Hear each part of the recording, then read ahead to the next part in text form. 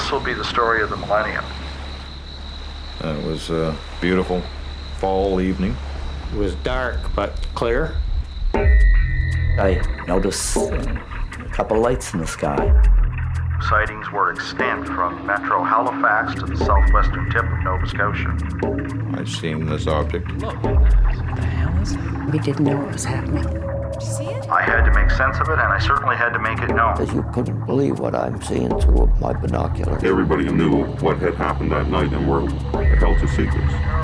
I don't know, it just isn't credible. We lose sight of it at the bottom of the hill, and when we get to the top of the hill, it's in the water. I don't know what that thing is down there, but it's no submarine. And it was very disturbing. Very eerie, very eerie. It is the most highly classified subject in the United States government. Something came out of the sky and went into the water in Shag Harbour, and nobody knew what it was. I mean, I definitely knew what I saw. I haven't seen anything like it, not ever since, or before. This case does not evaporate. There were many strange lights in the sky over Nova Scotia that night. But for the people of Shag Harbour, those lights would fall to the earth, and the eyes of the world would fall on Shag Harbour. And this case could be the one.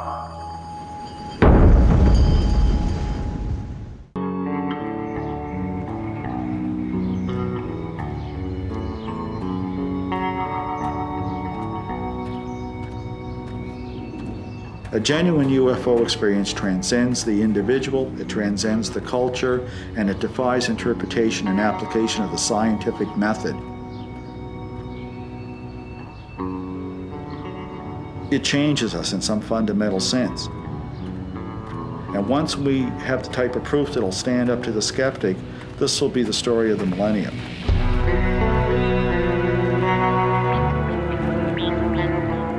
He's a bulldog. He goes at it, which is what you have to do a good job on a particular case.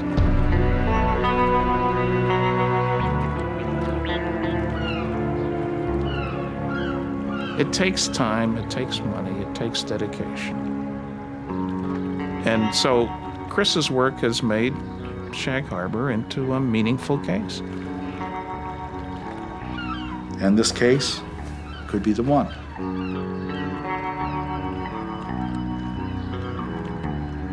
On October the 4th, 1967, the night of the UFOs, Chris Stiles was 12 years old. He was one of dozens who saw strange lights in the sky over Nova Scotia that night. That experience formed a lasting impression. Back on the night of October 4th there, after leaving the front door of the house and racing down through the adjacent streets at breakneck speed, around to the corner there of the nearby warehouse, and made my way over the tracks here to get a vantage point to see what was moving along the harbor. I remember standing there utterly terrified. I had the sense that I wasn't supposed to be here, I wasn't to be this close. And this huge orange sphere was simply tracing the shoreline a ways out, coming directly toward me. I kind of felt as if it would be like a dog when you run from it, it would suddenly pounce on you. I literally felt cold inside. I can remember it was one of the few times in my life I felt real fear, and you know the difference. It's like when people discuss the difference between hunger and sugar hunger, something that few people in North America truly know. The next morning, Chris received a long-distance phone call from his grandfather in Shag Harbour, 150 miles down the coast. His grandfather told him that he too saw lights in the sky last night, and that one of those lights had crashed into the waters of Shag Harbour. I think the Shag Harbour incident is very important because it's one of the very few cases where we have some really good indication that something came down close to military systems, was seen by people, and it hasn't yet brought forth the knives from the noisy, nasty negativists that Roswell has, for example.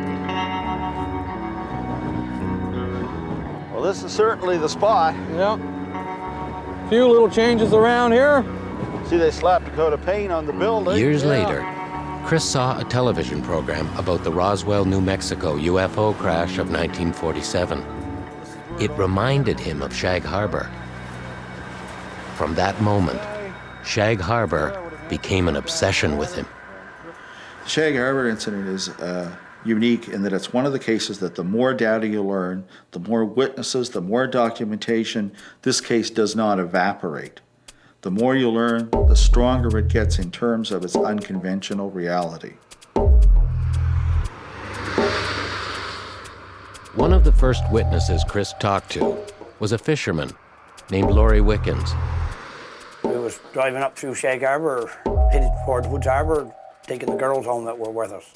On the night of the UFOs, young Wickens and some of his friends were driving home from a dance. We happened to look off to our right. I think I noticed them first and see some lights flashing in the sky.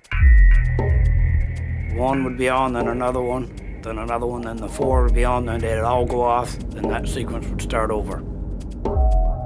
We thought it was an airplane, although the lights were different than any planes that we had seen, but I still figured it was an airplane at the height and stuff and the speed it was flying. The strange flashing lights followed the car along the highway for some time. Wickens thought the plane was in trouble. It's flying this way, tips that way, but we're coming into a hill, so we can't, we lose sight of it at the bottom of the hill, and when we get to the top of the hill, it's in the water. And we figured it was a plane crash, so we went to the nearest phone booth and called the RCMP. Laurie Wickens was the first person to report the incident to the RCMP detachment. The officers wasted no time getting to the scene of the crash, near an Irish moss plant, overlooking the harbor. When officers first drove into the parking lot of the plant, there was already a crowd of locals gathering that were trying to figure out what was going on out on the waters of the Sound.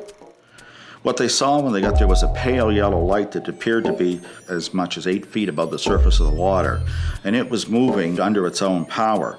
It was moving in the direction of the ebbing tide, but it seemed to be moving at a greater rate than that, and it was trailing a wide path of yellow foam.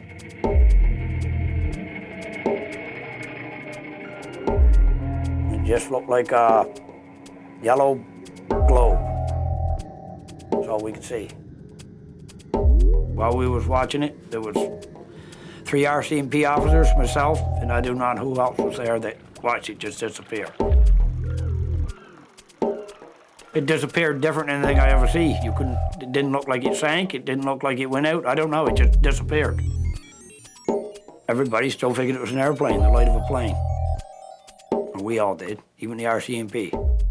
They're all thinking that there's people out there either dead or dying, bodies may be floating around in the water. That's what they're thinking. Nobody's thinking UFO at this point.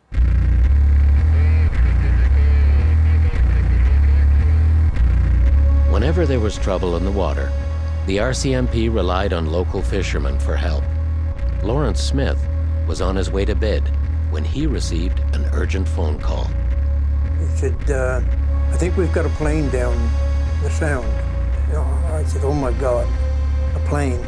First thing I thought of was people in the water. We got out by the Market Boys and up through the rocks and out by the Prospect Point Wharf, and then we opened her up full speed. Smith and his crew were the first to get underway. Soon, other fishermen raced to the scene, joining Smith in the search. When we got there, no lights, no people in the water where we thought there would be from a plane crash. And all we found was foam. Instead of wreckage, rescuers encountered a peculiar patch of foam that stretched for over half a mile in length. And it was very disturbing. There was a little smell like sulfur, burnt sulfur. Several local fishermen who witnessed the foam felt most strongly that this was not normal tidal foam. Besides the fact that they're acquainted with the local conditions, I mean, there were several key features that just made it just stand apart. The sparkle, the way it dissipated, the sheer amount of it and the density of it implied something quite unusual. I have been fishing that area for 45 years. I have never seen any foam like that ever on the water. And if you were motoring out through, going fishing, and you went through something like that, you would stop and say, "What's been going on here?"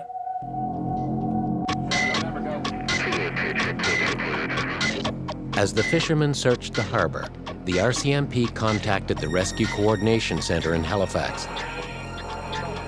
The RCC put out an urgent call to military and civilian sources, asking for reports of any missing aircraft along the eastern seaboard, from Labrador to Cape Hatteras.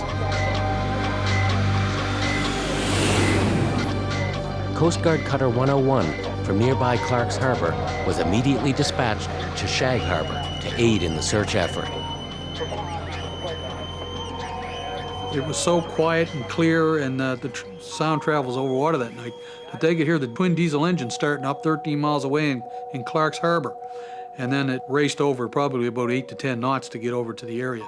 By the time 101 reached the area from the nearby life-saving station, the foam had dispersed, but the boats were still plying their lights on the water and looking for any clue as to what may have struck the water's surface. Again, concern ran high for the possibility of survivors. An hour later, the word was coming back from RCC in Halifax that nothing was missing. There was no military aircraft missing, no commercial aircraft missing, no private aircraft that were on flight plans were missing. So everybody at this point is wondering, well, what are we looking for? There's nothing up there. We have nothing. Something came out of the sky and went into the water at Shag Harbour, and nobody knew what it was.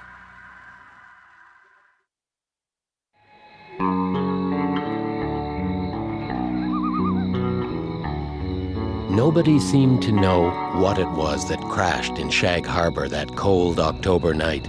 But everyone agreed something had gone into the water and could still be resting there. Perhaps something worth looking for. Shag Harbour was making waves in the media too. Newspapers, tabloids, and even a comic book jumped on a sensational headline story written by Chronicle Herald reporter Ray McLeod. It was not his usual sort of assignment. We had reports of lights going down into the water, and the RCMP were telling us that their people had seen it, various people in the boats had gone out, and I was on the phone getting everyone I could to talk to me, and gradually started piecing together what had been seen that night. A contact I had in the armed forces gave me a number to call in Ottawa for a squadron leader, Bain, who tells me that he was heading a Canadian Armed Forces unit that basically investigated and cataloged UFOs. It was almost like the American Project Blue Book, which I had never heard of and didn't know existed. He said, yeah, this sounds like an incident that may have something concrete in it, which they made into a headline for the paper. In my judgment, it became a headline story because we had RCMP officers who not only saw it, but were making public statements that they saw it. McLeod's hunch as a reporter warned him that this official candor was too good to be true. One of the strange things was that at that time, the RCMP was totally cooperative because they were not sure what had happened and what had gone down. And as the story progressed, we started to get less and less from the official source of the RCMP and more from just the ordinary people in the area who had seen something happen and had gone out in their boats to investigate it. As officials intensified their search and prepared for an immediate dive, the locals began to pressure the RCMP for some answers. I asked him if he found out anything about the plane yet, and he said they've identified it as a UFO. I asked him what he was talking about, more or less, and he wouldn't say no more than that. That's all he would say.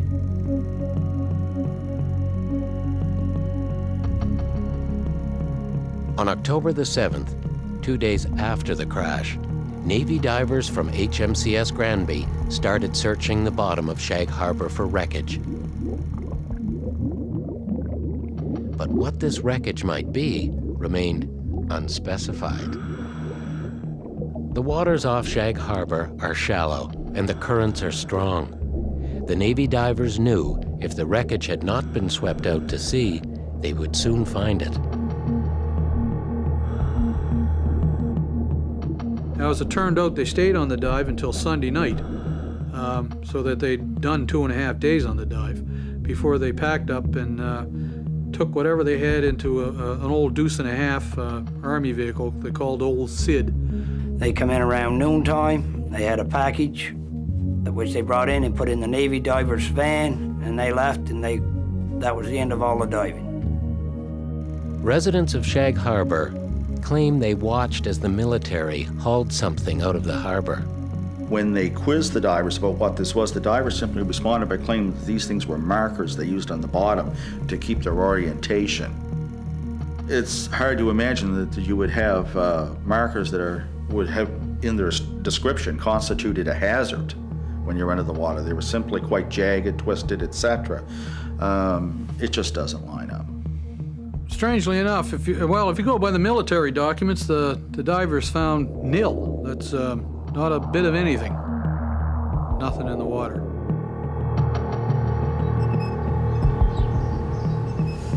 I'm looking forward to having a look at that slide. Yeah, Robert. I am too, because I haven't seen it for quite some time, and it'd be nice to look at it again. So sharp. After you. Thank you.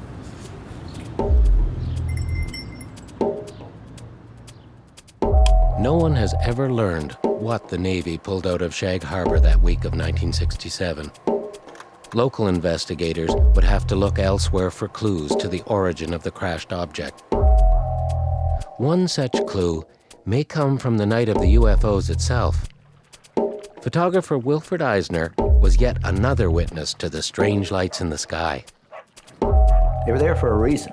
There's no doubt about that. And there were more people that seen them than myself. Eisner and two of his friends were burning an old boat on Mason's Beach, east of Shag Harbour. On one of these times when I went for driftwood, I noticed a couple lights in the sky. I thought it was kind of curious. And I thought, well, better take a picture of them. He had planned to take photos of his boat for posterity, but instead, he captured what may be the only existing photograph of the UFOs. Well, that's it, right above where them people are.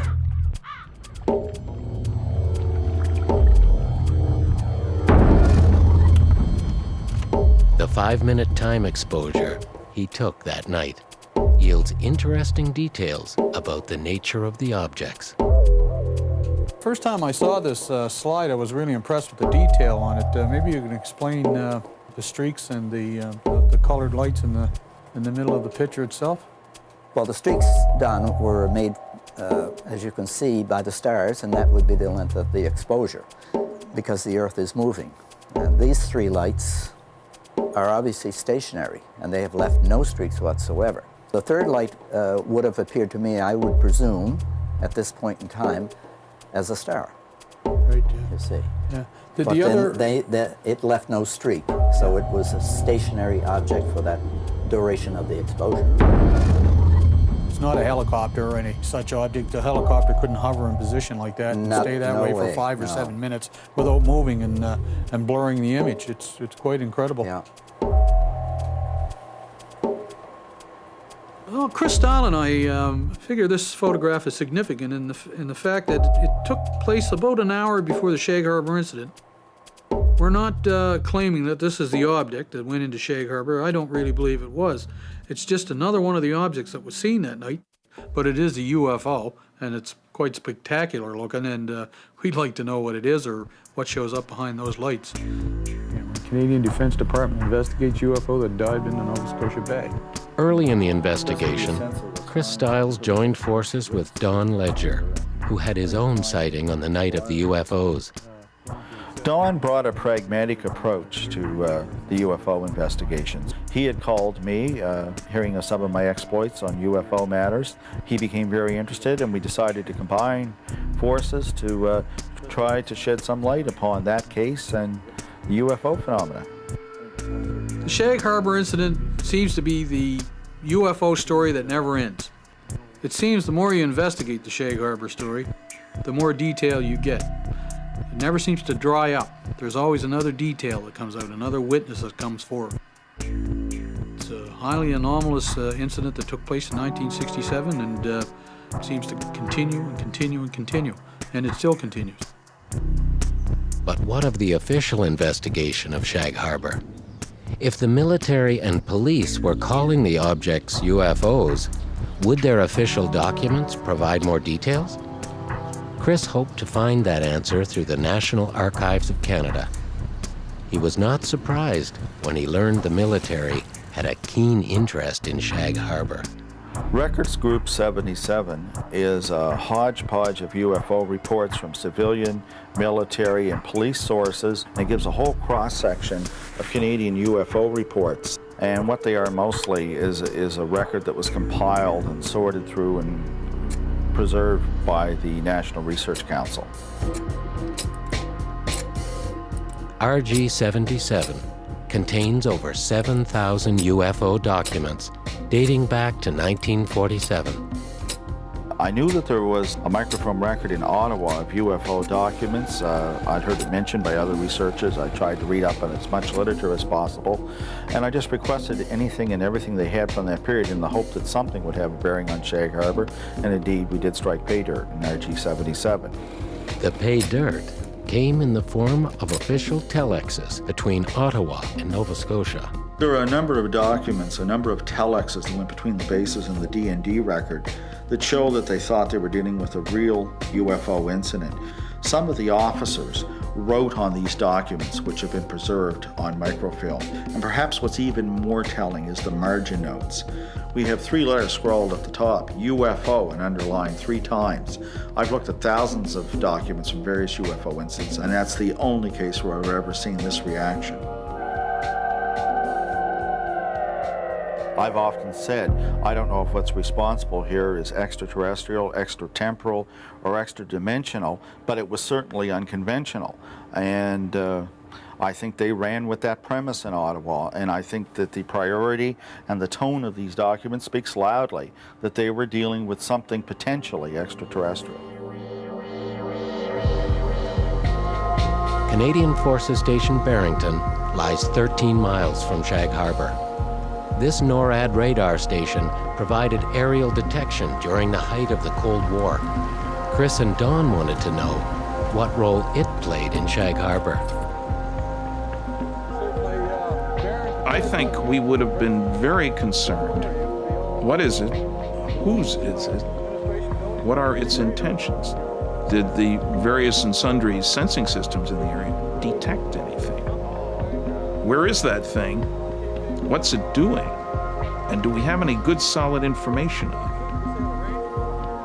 it? So what I'm saying is you have to look at this from a strictly military viewpoint. Defense. What's going on? What can we do about it? That's a very important consideration in today's world. I mean, if this is truly is a vehicle or vehicles from other planets, then finding out their method of propulsion, finding out what they're made of, finding out how they work, would give tremendous military advantage to the nation that uncovered that information. That would be very hot military data, partly because it may tell you where you're vulnerable. Did this radar site detect the Shag Harbour UFO? This is still active. It's there's a landline running out of here somewhere, and it's feeding Greenwood for western approach, and I think they're using it at Halifax, probably linked through to Moncton Centre and New Brunswick. It's all automated, of course. Oh, it's all automated, yeah, but it's still working. Yeah. And you can certainly see why they picked this site for the base. Traffic's constantly going through here all day long. It's up there now, probably just can't see it. If there was something over there, this thing had to have it on it. Yeah. Unless, of course, like a lot of UFO reports, they don't pick them up on radar, but apparently they did. But then again, coming in over Siberia, they had it. They had it over northwestern Canada and Alaska and so on. You look at Mercy's RCMP report, he had returns at his sighting up at Sambro, what? Yeah. 2 hours to half an hour before on a deck of radar. Yeah. And they had visual sightings too, you know. And one of those objects was seen to surface and arc toward southwestern Nova Scotia, so. Yet these boys saw nothing, not a thing. They saw nothing. The radar, negative. I don't know, it just isn't credible. Let's take a look up here. But at the end of it, it's interesting that the military still stated that they believed that something had indeed gone into the water and that it had been unconventional. They just didn't find it. It's kind of different from the other ufological stories, not only in that no one reported a UFO, but in this case, this is the one that got away. Or did it get away?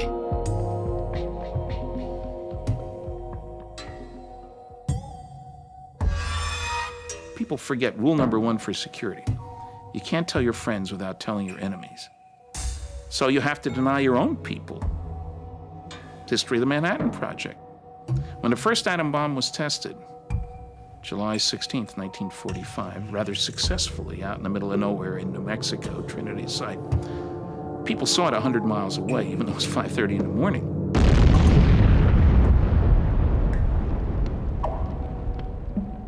So a press story went out, an ammunition dump had blown up, and fortunately nobody was injured. That appeared in a number of papers in New Mexico. Had to say something. They were lying through their teeth, but of course they were, and they should.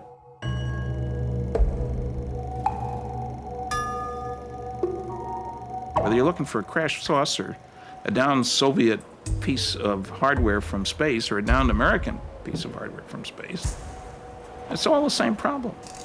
How to mobilize people, how to package, ship, where do you do it, how do you keep other people away?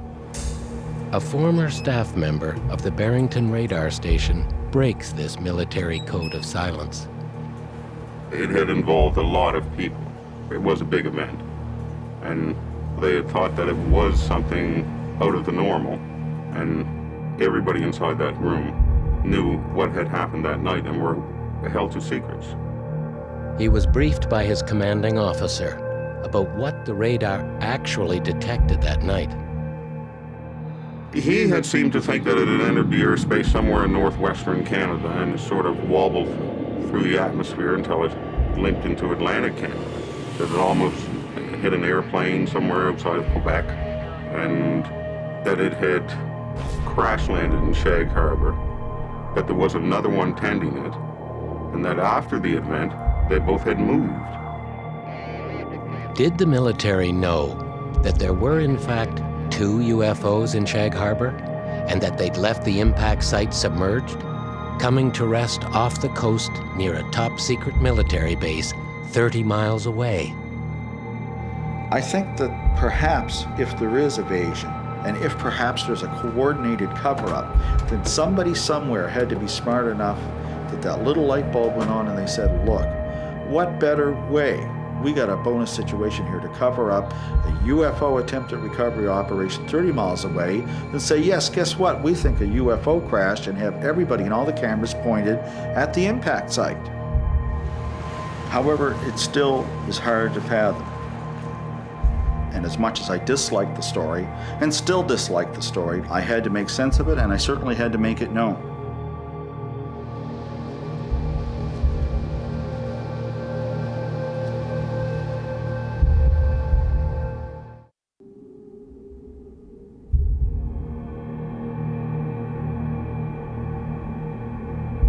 The UFO flap that stunned Nova Scotians in October 1967 was not the first such incident in Canada. The story that wouldn't go away has its roots in an event that occurred over Ottawa in 1954, 13 years earlier. Worried that our skies were under siege from an unknown threat, the Department of National Defense, in cooperation with the Department of Transport, established the world's first UFO detection station in Shirley's Bay, 10 miles west of the nation's capital. The government would have preferred to keep the whole thing quiet. They were almost successful. Wilbert Brockhouse Smith, an engineer with the Department of Transportation, was the man in charge of this project. It was his brainchild. Smith believed if he could find a flying saucer, he could duplicate its technology. Smith had really put his finger on things. He was a scientist. He was somebody who looked for facts, for data, for solid information on which to base whatever his conclusions were. The people with a serious interest in flying saucers thought well of Smith. Smith suspected that flying saucers worked on magnetic principles, geomagnetics. He hoped to confirm his theories if only he could speak to the right people. The people who knew about the discs. Smith, in addition to being involved with the Department of Transport, had strong connections with the Canadian Department of National Defense, most specifically the Defense Research Board, the DRB. In charge of the DRB was a fellow by the name of Dr. Omand Solant. He was the chairman of the Defense Research Board. Solant was a good friend of Dr. Vannevar Bush, prominent scientist in the United States, and one of the individuals who was allegedly in charge of a group of scientists looking at a crashed disk. Dr. Sarbacher enters the picture because he worked for the American Defense Research Board, the equivalent of ours. Sarbacher's work was in guided missiles, missile propulsion. And it's as if everybody was in a community that in a position to know each other or know of each other's work. Smith got his wish, and the resulting handwritten notes from his meeting with Sarbacher became the basis of Project Magnet. Smith, then the saucers do exist. Sarbacher, yes, they exist. Do they operate, as Scully suggested, on magnetic principles? We have not been able to duplicate their performance. Do they come from other planets? Sarbacher, all we know is we didn't make them, and it's pretty certain they didn't originate on this Earth. If I understand the whole subject of saucers is classified, yes, it is classified 2 points higher even than the H-bomb, and in fact, it is the most highly classified subject in the United States government at the present time.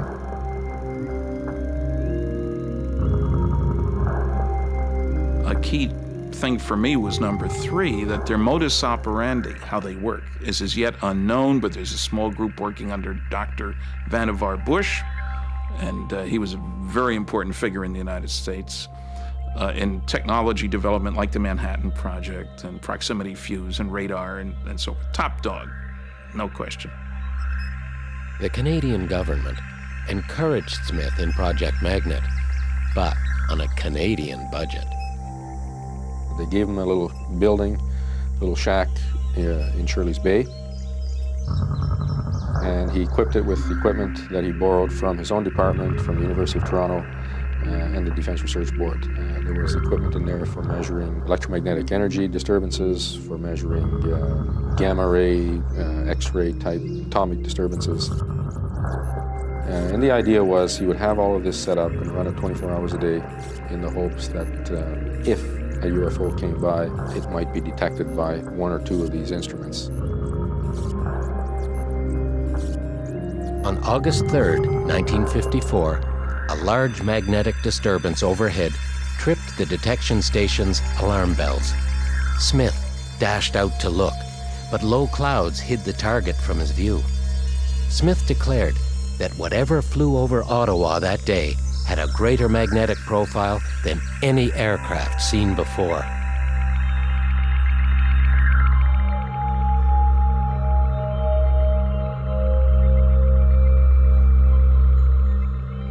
Smith was so excited by his achievement, he wrote a press release that was immediately picked up on wire services and transmitted around the world. His superiors found themselves in an awkward position. They met with Smith and told him what he had to do. And Smith ended up shutting down the station. At that time especially, maybe not as bad now, but at that time, talk of flying saucers was not taken in a very positive light. You know, you were nuts. And here you have a Department of Transport, a public group, with a flying saucer research station attached to it. So his people were quite upset with all of this. Again, we have the noisy negativists saying, one guy said, oh, he was demonstrably crazy. He said that on a television program. And of course I had to jump in and say, you know, that's Tommy rot, that's just total nonsense. He did die of a brain tumor, okay, I'm not going to blame him for that, you know.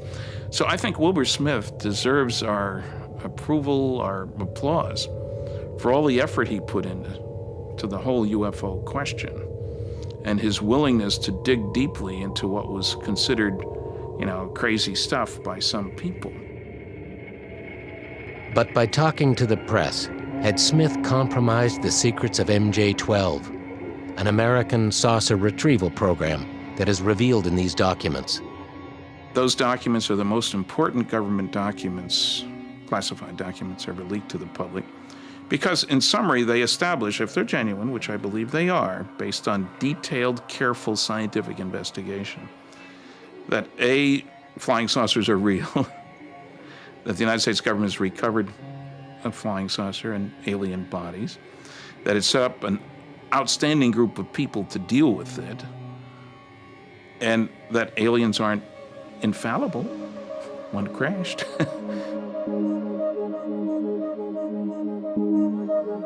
If the Americans did salvage a flying saucer at Roswell back in 1947, is it possible that a UFO was recovered in Shag Harbour? I was hoping to avoid all the controversy that had surrounded other known UFO crash scenarios, such as in Roswell. And to be honest, initially, I largely ignored it. I wasn't impressed by it whatsoever. Impressed or not, it was a story that would not go away. What I was being told by the former military staff that were involved in the search effort was that while a search was going on in the Sound at Shag Harbour, military personnel already knew that the object was no longer there on the seabed, that it had moved away under the water, rounded Cape Sable Island, had gone up the coast, and come to rest on the seabed off the coast of Government Point, which was the location of CFS Shelburne, Canada's most secret military base.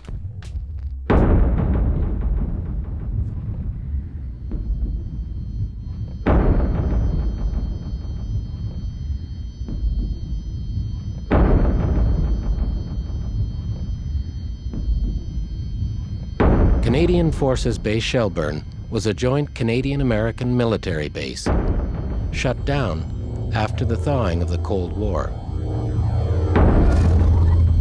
Over the years, a cover story had been put out to explain this base away as being an oceanographical study base to study wave action, the depth of water, salinity of water, whatever, supposedly to aid the navies of both our countries in better understanding the ocean. And it wasn't until really in the 80s that it really became known as for what it really was, which was a secret submarine detection base, detecting submarines all over the North Atlantic. The operation was part of the SUSO system, an underwater network of microphones deployed throughout the North Atlantic. The signals were channeled ashore to CFS Shelburne at Government Point, where they were monitored 24 hours a day.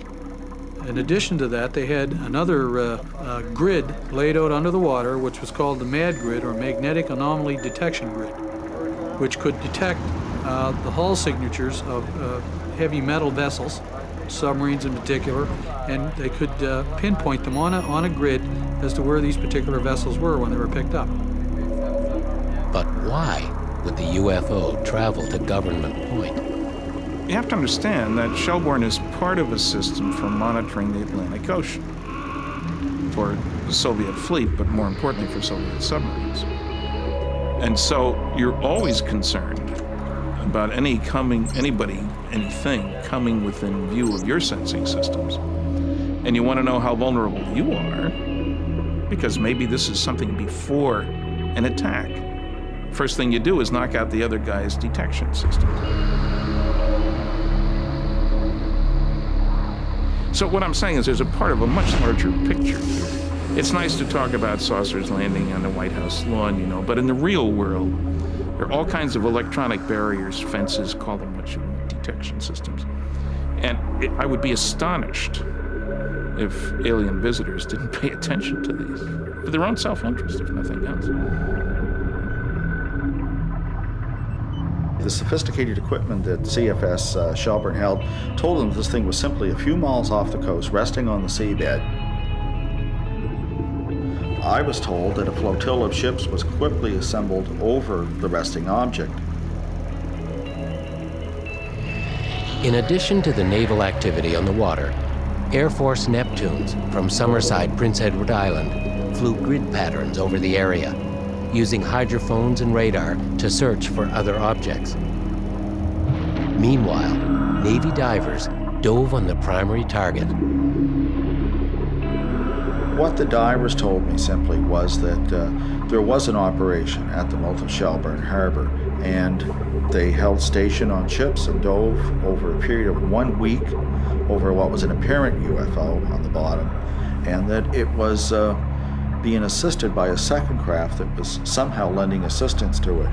One of the expressions they used was that there was still activity going on down there. These men claimed to have been in the water and watched us at a fairly close range as they were placing cameras and sensors, etc. It's an incredible tale. Not only did they see objects down there, but they saw things as well. And we sort of have to leave that to your own imagination as to what these things were. They're certain, or at least this particular diver is certain, that they weren't from here. He was definitely afraid to go any further than that because of the fact that he was with the military, from what we understand, was not allowed to talk about them. Not only does he say that, but we've had evidence of other military personnel involved in this operation who say the same thing, that they're not allowed to talk about it on camera. They don't want their names mentioned for fear of some reprisals. Whatever that may be, we don't know. Other military personnel that were at this operation in a support role have suggested that there was a great deal of tension in the operation between American and Canadian personnel. At one point, one of the officers felt it necessary to intervene at one of these discussions that was spilling out around the mess, and he tried to contain it and tell the diver to keep the comments down and that, you know, they shouldn't be talking about the operation over the Russian sub. And to which the diver responded saying, "I don't know what that goddamn thing is down there, but it's no submarine. It isn't anything from this planet. And like, you can say whatever you want, but we know what we're seeing." But what evidence is there to support the events off Government Point? Does this recently uncovered X-file lend credibility to the diver's claims? And what happened to the UFOs?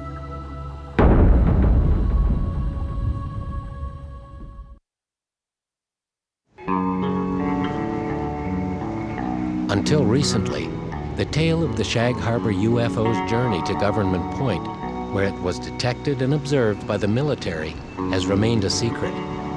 In 1993, this top-secret RCMP X-file was accidentally discovered in a Nova Scotia University archive. There's an RCMP X-file that does make mention of a second search effort off Shelburne. Again, when we go to the flap that was unfolding over Nova Scotia, there is mention by a fisherman who made an official report to the RCMP detachment. His second last sentence of the statement is very telling in that it says, "Perhaps it is like the thing they were looking for down off Barrington Passage, or Shag Harbour, or off Shelburne." This seems to give some indication that there was indeed a second and simultaneous search effort. And 1 week later, our former 12-mile limit was violated by a Soviet submarine that was approaching this thing. The ship's broke station sailed toward the approaching submarine to show challenge. At this point, the UFOs on the bottom become active, move under the water back down to the Gulf of Maine, break the surface, and fly away. To date, the military has not released any documentation that would lend credence to a retrieval operation at Shelburne. But that doesn't deter Chris and Don in their investigation. I don't know who would have been in charge and overseeing such an extensive operation off the coast of Shelburne, but I do know from discussing it with DND staff in Ottawa that they deny having any role in it. I've often wondered whether now anything could be found off of Government Point. I seriously doubt it. If this thing, as the story goes, was as big an operation as we believe it was, I can't imagine them leaving anything on the bottom for anybody else to find. Chris and Don still believe that Shag Harbour will someday offer up her secrets. Hard to believe this was a top-secret military base at one time. Yeah, looking at it today, I can't really picture it as being the coordination center of anything, but I suppose back during the Cold War, it was probably pretty spick and span back when Old Glory flew over there beside our own flag there. You gotta wonder whether maybe it was kept this way on purpose and make it look banal, you know, not draw attention. to throw off what the true purpose of the base was. And as part of the small but determined band of UFO investigators worldwide, they continue to search for the truth behind the lights. And if you're asking me, what does Shag Harbour have to offer? I believe in the end, ultimately, a greater understanding of the UFO phenomena. If we can truly take the case to another level and tie down those things we missed, whether it's the one big thing or the one little thing we've missed, we'll know better what's really going on in the skies. Are these things penetrating our skies and defense system? Probably, you betcha. Can this case shed light on it? Sure. Is it the best case? Maybe, maybe not. The best one is the one that hasn't happened yet. The best one is the one where we walk in and we have a piece of physical evidence that is undisputably of extraterrestrial origin, and I can throw it on the stage and it hits with a clang. That's when I'll be happy.